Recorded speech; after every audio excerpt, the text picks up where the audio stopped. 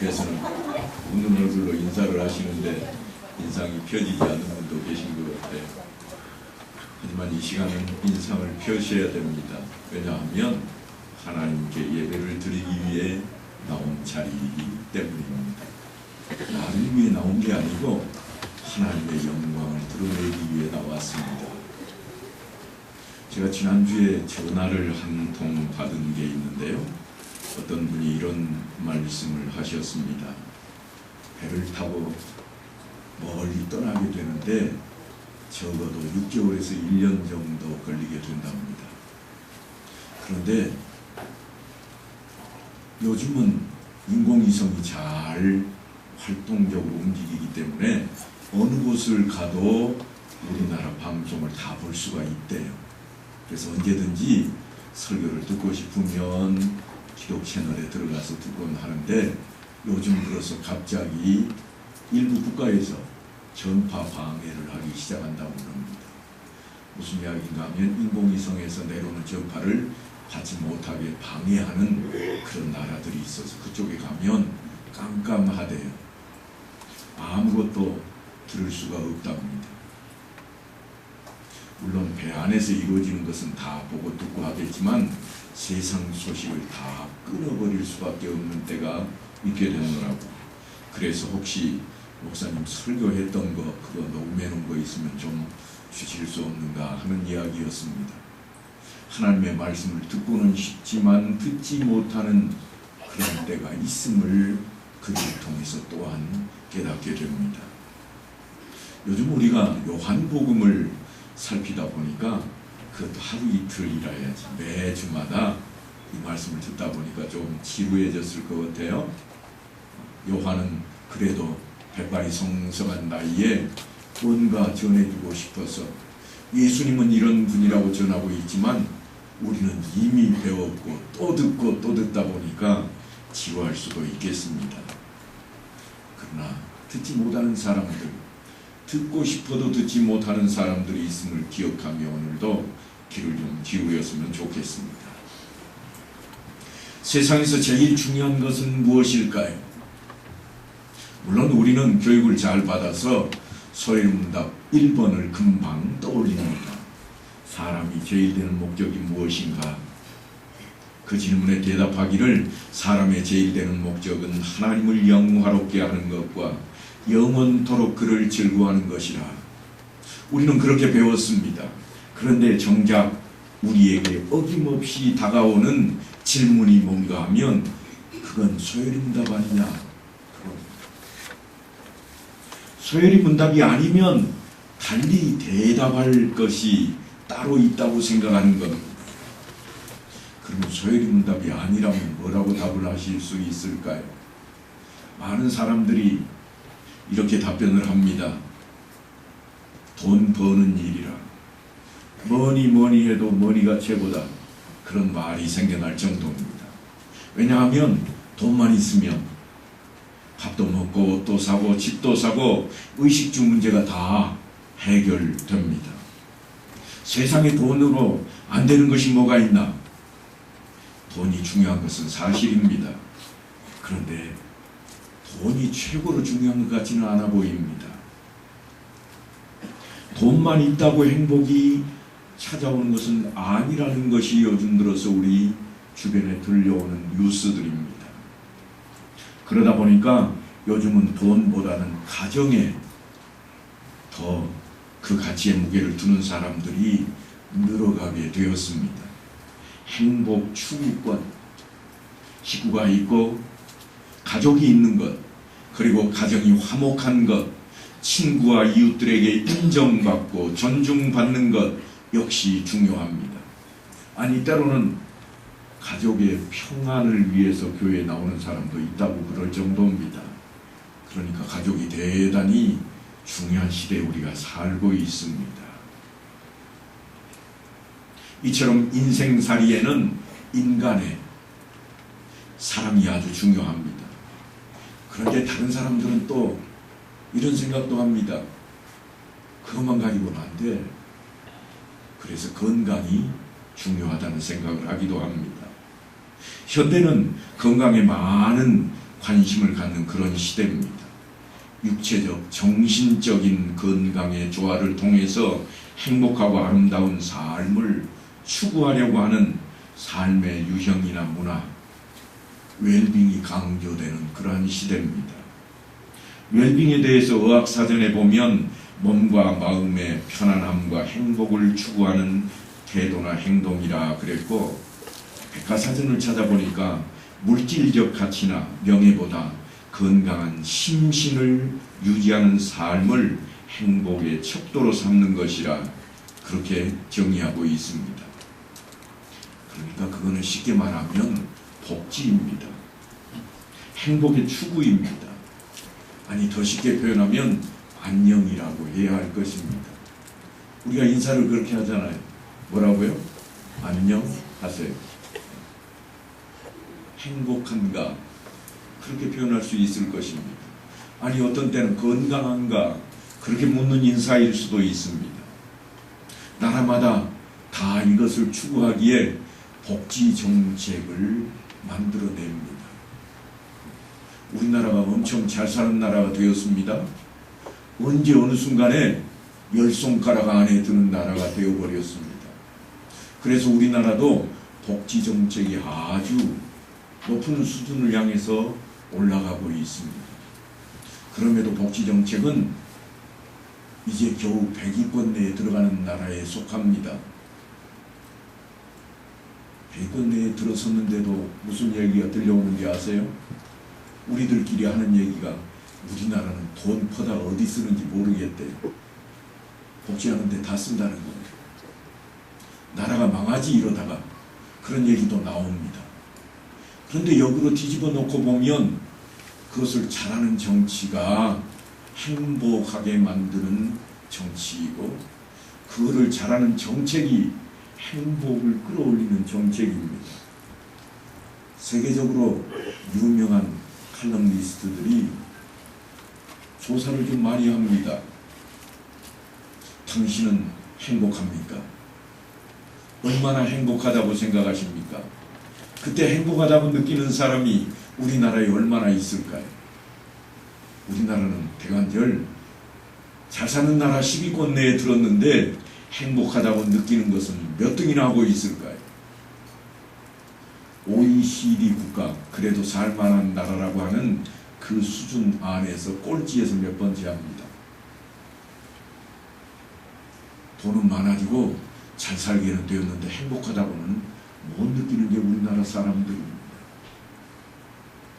복지를 행복하게 해주려고 하는 정책을 펼치는 데에도 다 눈먼 돈이 왔다 갔다 하는 것처럼 보이는 게 우리나라가 아니겠습니까?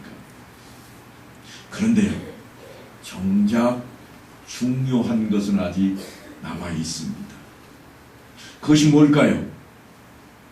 사람이 만일 온 천하를 얻고도 자기를 잃든지 빼앗기든지 하면 무엇이 유익하리요? 가부가 되어서 돈이 많은들, 모두에게 존경받고 화목한들, 건강하고 마음이 편한들 생명을 잃어버리면 그게 다 무슨 소용이 있겠습니까? 그만큼 자신의 생명이 중요합니다. 우리의 영혼이 그처럼 중요한 것입니다.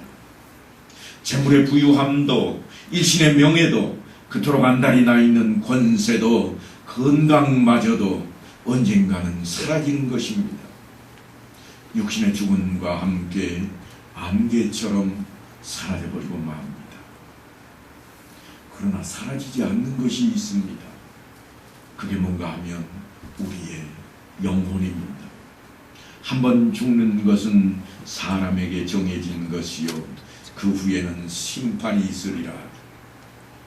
사람에게 있어서 정해진 이치가 있는데 그것은 뭔가 하면 한 번은 죽는다고 하는 것입니다. 생명이 끝나는 겁니다. 하지만 주님께서 절망에 빠져있는 우리를 향해서 희망을 전하십니다. 하나님이 세상을 이처럼 사랑하사 독생자를 주셨으니 이는 그를 믿는 자마다 멸망하지 않고 영생을 얻게 하려 하십니다. 뭘 얻는다고요? 영생, 사는 것. 생명을 얻는다는 겁니다.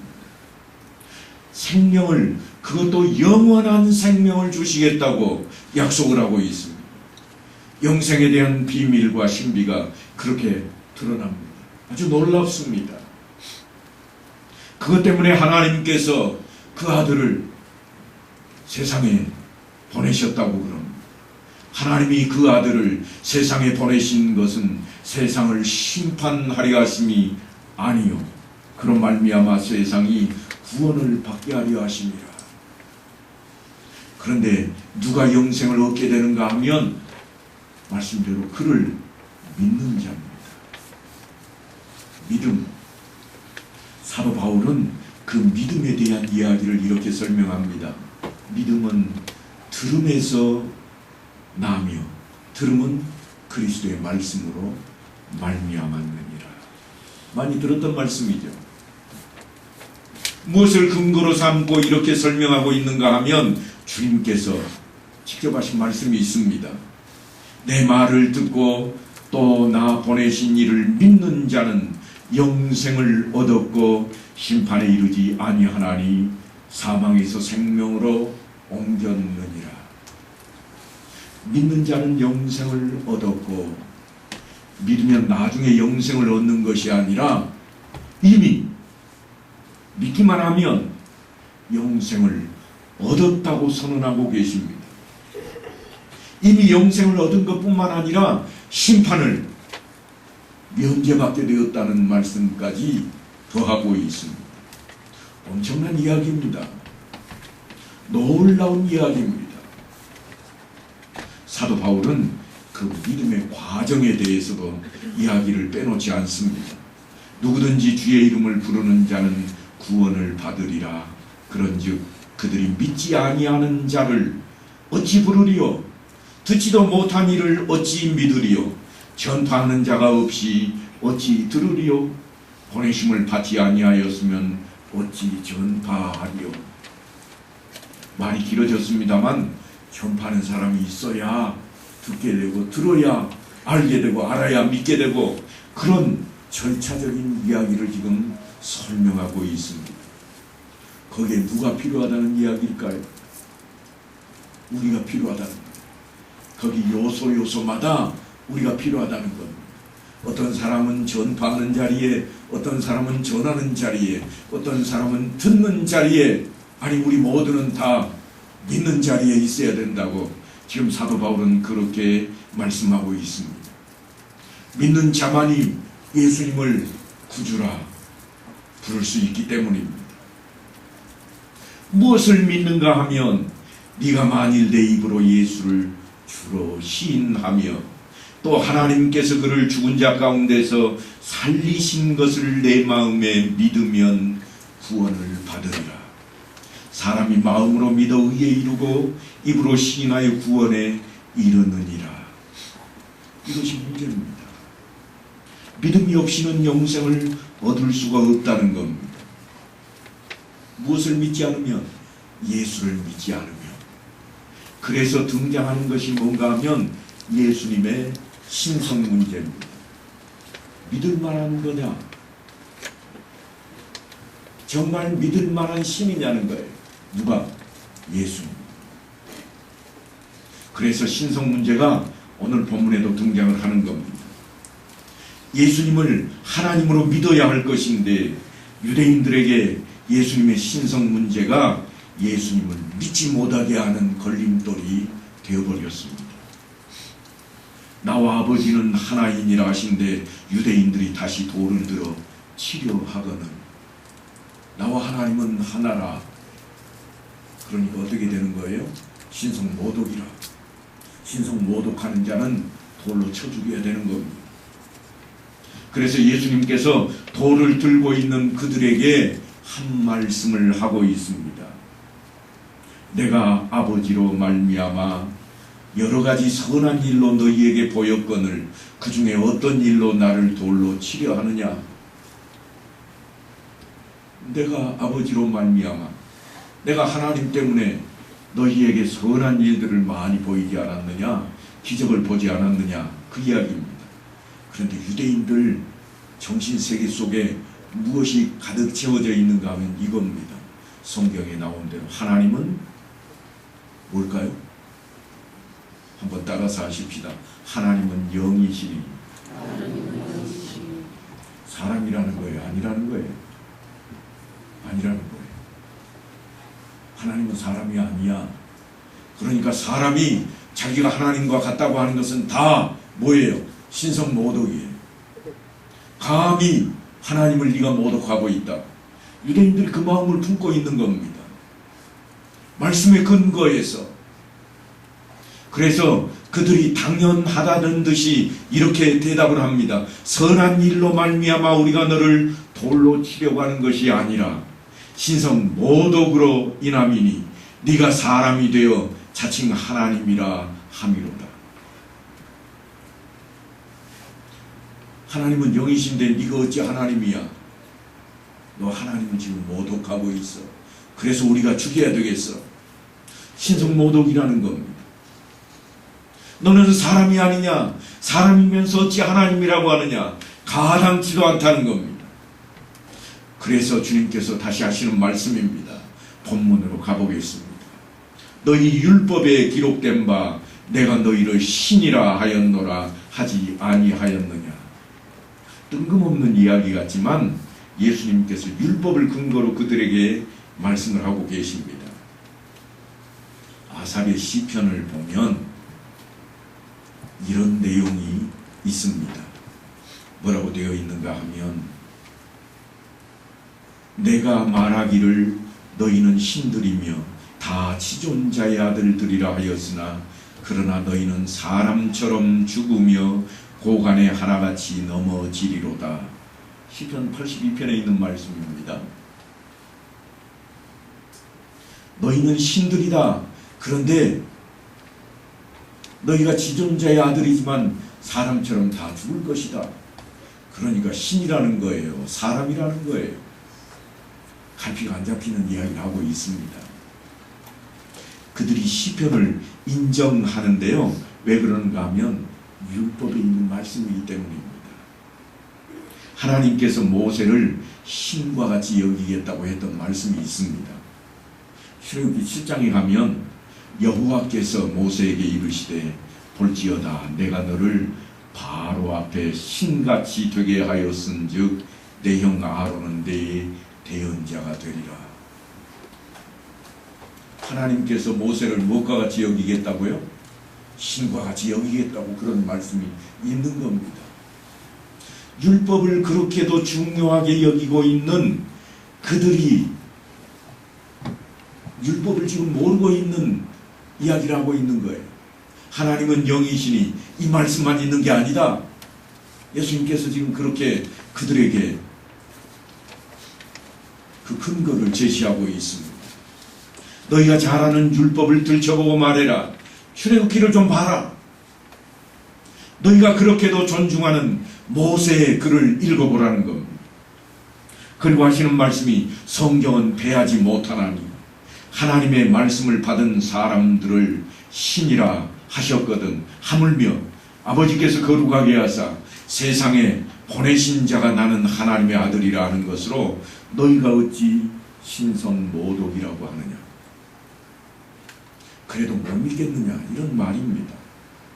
하나님께서 거룩하게 구별하셨고 세상을 살리려고 보내셨는데 독생자된 그 아들이 나는 하나님의 아들이라 하는데 그래도 못 믿겠거든. 예수님은 말씀을 이어가십니다. 만일 내가 내 아버지의 일을 행하지 아니하거든 나를 믿지 말려니와 내가 행하거든 나를 믿지 아니할지라도 그 일은 믿으라. 그러면 너희가 아버지께서 내 안에 계시고 내가 아버지 안에 있음을 깨달아 알리라.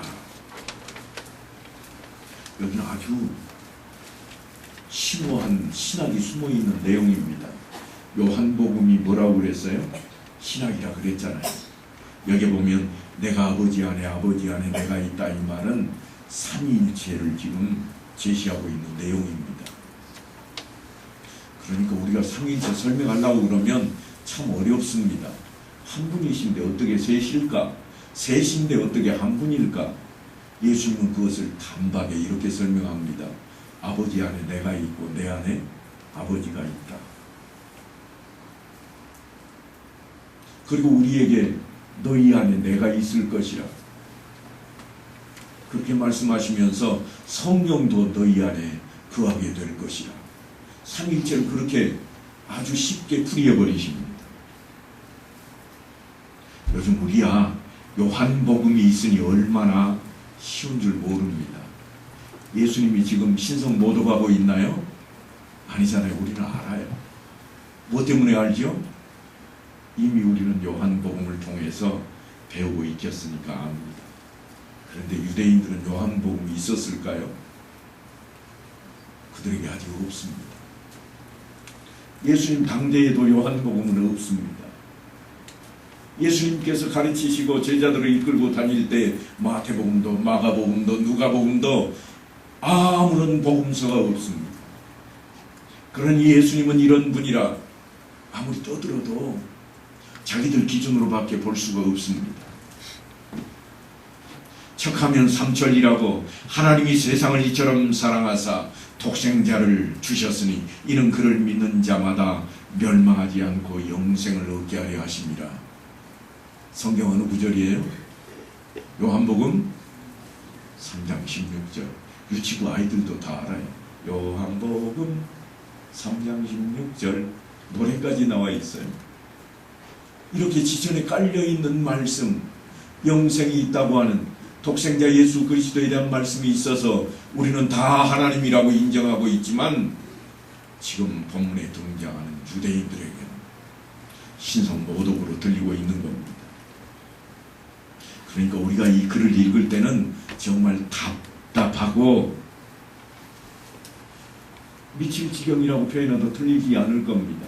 아니 성경을 그렇게도 연구했다는 율법사가 교사가 그것도 모르고 교사냐?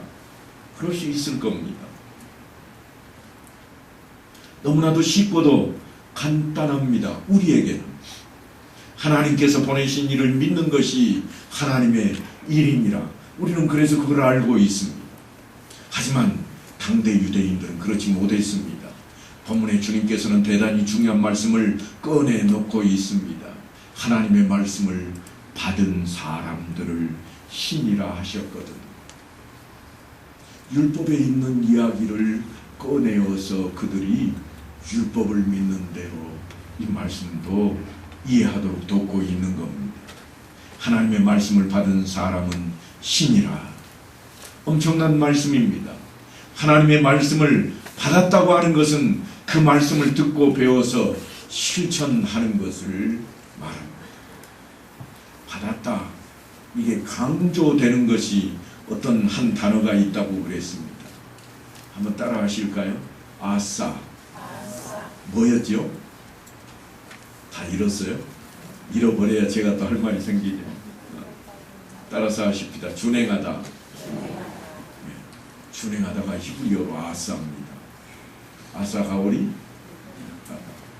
제가 그걸 들어서 설명을 드렸었는데 우리말하고 좀 흡사해서 준행하다. 이 말씀은 뭐라고 그랬죠? 제가 설명드릴 때 행동하고 이해한다. 말씀을 들을 때에 무엇인가 이해하고 행동을 하는 게 아니라 먼저 따르고 그래서 이 말씀이로구나. 이게 준행이라고 제가 설명을 드렸습니다. 그런데 주님께서 왜 하나님의 말씀을 받은 사람들을 신이라고 하셨거든 이런 말씀을 하시게 되었는지 좀 우리가 살펴봐야 됩니다. 왜 이 지경이 되었는가? 사사건건 예수님을 못마땅하게 여기던 종교 지도자들, 종교 지도자들이 누구가 있을까요? 대제사장들과 바리새인들. 대제사장들이라 이 말은 대제사장이 하나만 있지를 않았습니다. 당시에는. 왜 그랬을까요? 구약시대에는 오로지 한 사람뿐이었습니다. 누가 대제사장을 했는가 하면 아론이 하다가 아론이 죽자 그의 아들이 했습니다. 다른 사람이 할 수가 없었습니다. 대를 이었거든요. 그런데 신약시대에 와서 보니까 대제사장들이라 이렇게 되어집니다. 왜 이런 일이 벌어지는가 하면 정치적으로 대제사장들을 세우기 때문에 그렇습니다. 말 안 들으면 바꾸는 거예요. 마음에 안 들면 당국에서 지도자를 바꿔버리는 거예요. 그럼 대제사장이 하나 더 생기는 거예요. 바야바가 현직 대제사장이 아닌 그런 대제사장으로 등장을 합니다. 그 이야기는 뭔가 하면 자기가 한때는 그 자리에 있었지만 지금은 은퇴한 거예요. 요즘식하고 비슷하잖아요. 바로 그러한 지도자들, 이들에게 주님께서 뭐라고 하시는가 하면 이들이 문제가 있다는 겁니다. 문제가 심각합니다. 그들에게 주님께서 늘 사회적 통념에 대한 문제로 다가섭니다. 그들이 왜 이렇게 다가서는가 하면 하나님에 대한 호칭을 가지고 예수님께 덤벼들기 때문입니다. 하나님에 대한 호칭. 유대인들은 우리보다는 전혀 다른 차원의 호칭을 가지고 있습니다. 우리도 예전에는 뭘 가지고 있었는가 하면 스승은 어떻게 해요? 그림자도 밟지 않는다. 스승이 앞에 딱 서 계시면 그림자 있는 쪽으로 돌아가면 안 돼요. 그림자 밟으면 안 되니까 피해야 될 정도로 존중의 뜻입니다. 경외함을 드러내는 그러한 차원입니다. 이게 사회적인 통념이었습니다. 마찬가지로 유대인들은 하나님에 대한 호칭을 함부로 부르지 못했습니다. 성경 말씀을 필사하거나 읽다가 하나님의 호칭인 야훼라는 단어가 등장하면 이들은요 멈칫합니다. 그리고 어떻게 부르는가 하면 아도나이라 그렇게 부릅니다. 아도나이에 대한 설명은 제가 전에 드린 적이 있는데요. 아도나이 주인 그런 뜻입니다. 그래서 주라고 하는 단어가 등장하는 겁니다. 아도나이가 어떻게 생기는가 하면 당신은 내 주님입니다. 그래서 주여 하고 부를 때는 다 아도나이입니다. 우리는 여호와 하나님이라 그렇게 부르고 있습니다만 이스라엘 사람들은 유대인들은 여호와를 부르지를 못합니다. 그래서 그 자리에 가면 뭐라고 부른다고요? 아도나이라. 이 아도나이를 붙여서 필사를 합니다. 야훼라는 단어가 딱 등장을 하면 모음만 기록을 해 놓습니다. 아도나이라고 쓸 수도 없고 그렇다고 야훼라고 쓸 수도 없고 하니까 모음 기호를 딱 붙여 놓았습니다. 이게 아, 오, 이 아도나이를 다 자음 빼고 부르면 아오이가 되는 거예요. 이게 야훼를 거기다 아오이를 딱 붙이니까 우리말로 읽으면 여호와가 되는 거예요. 우리는 여호와로 읽어버립니다. 하지만 이 사람들은 여호와로 읽지 아니하고 아도나이라 그렇게 읽습니다. 훗날 고고학 발전으로 인해서 다른 나라 문서들이 등장을 했습니다. 그 시대 구약시대 문서들 또는 신약시대 문서들이 다른 나라 문서들이 일반인들이 가지고 있는 그런 문서들이 등장했는데 거기에 보니까 히브리인들의 신 야훼라 이런 단어가 등장을 합니다. 그래서 자세히 들여다봤더니 실제로는 야훼라고 하는 단어가 하나님이라고 하는 단어였습니다. 이처럼 유대인들은 하나님의 이름을 입에 올리는 것조차도 불경스럽게 여겼습니다. 어느 정도로 대하는가 하면요, 성경을 필사하는 사람들이 필사를 쭉 해나가다가 야훼라는 단어 앞에 딱 부딪히면 목욕 재개하고 옵니다. 지금까지는 계속 써내려갔는데 이 글자만 단어만 딱 등장하면 하루에 한 글자밖에 안 적습니다. 이게 4글자로 되어 있는데요. 여호와라고 하는 단어가 히브리어로 자음이 4개입니다. 그런데 이것을 기록하는데 나흘을 호비합니다. 그 정도로 호칭에 대한 문제를 안고 있습니다. 그런데 예수님께서 하나님을 아람어를 사용해 가지고 아빠라 하는 단어를 써버립니다. 아빠, 아버지. 우리말로 아빠하고 이 아빠하고는 실제로는 다릅니다. 의미가. 우리말로 하자면 아버지입니다. 아버지. 아버지를 부를 때 다른 용어가 또 있죠. 뭐가 있죠? 할아버지가 아들을 아버지를 부를 때는 뭐라고 불러요? 아비. 그러지. 애비라고 부르잖아. 애비야 밥 먹어라. 아버지인데. 그러나 아들이 부를 때는요. 애비라고 부르면 안 돼요. 아들이 가가지고 애비야 밥 먹어라. 그러면 어떻게 되는 거예요? 이건 말이 안 되는 거예요. 그죠? 네. 이 아빠라고 하는 단어는 아버지. 그래서 유대인들이 쓰는 이 아버지는 어떤 의미의 아버지인가 하면 대부, 만인의 아버지를 뜻합니다. 아브라함 아버지 이럴 때 쓰는 단어예요.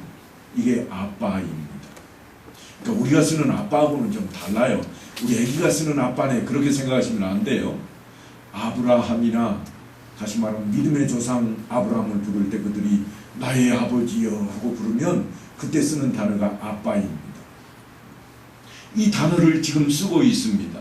본문뿐만 아니라 겟세마네 동산에서 기도할 때에도 하나님을 향해서 아빠, 아버지여, 아버지께서는 모든 것이 가능하오니 이 잔을 내게서 옮기시옵소서.